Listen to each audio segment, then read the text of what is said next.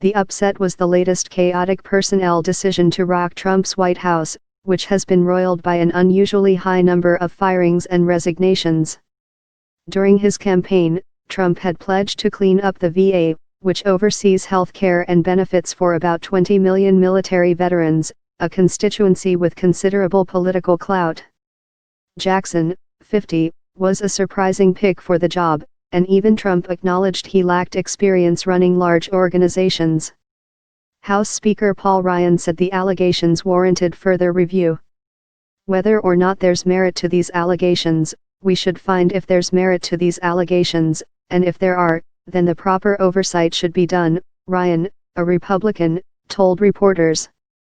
On Thursday, Trump lashed out about the uproar in a phone interview with Fox News, blaming Democrats who had compiled a list of complaints about Jackson from military medical officials who had worked with him. He would have done a great job, Trump said of Jackson. These are all false accusations. They're trying to destroy a man. Trump singled out Senator Jon Tester, the top-ranking Democrat on the Senate Veterans Affairs Committee, who is up for re-election in November in Montana, saying Tester has to have a big price to pay in Montana.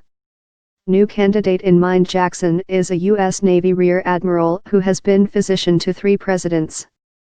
Democrats said more than 20 people, whose names they withheld, said Jackson had prescribed himself medications, got drunk at a Secret Service party, wrecked a government vehicle, and once could not be reached on a work trip to provide medical treatment because he was passed out drunk in a hotel room. Tester had said Jackson's nickname was the Candyman because of his willingness to hand out prescription drugs. He urged Congress to continue its investigation into the White House medical office. Presidential Press Secretary Sarah Sanders said Jackson was on the job at the White House on Thursday, but White House officials declined to immediately make clear whether he would remain as the top White House physician. Senate Democratic leader Chuck Schumer blamed the White House for being sloppy and careless in vetting its candidate, and said senators were obligated to pursue the complaints from military officials.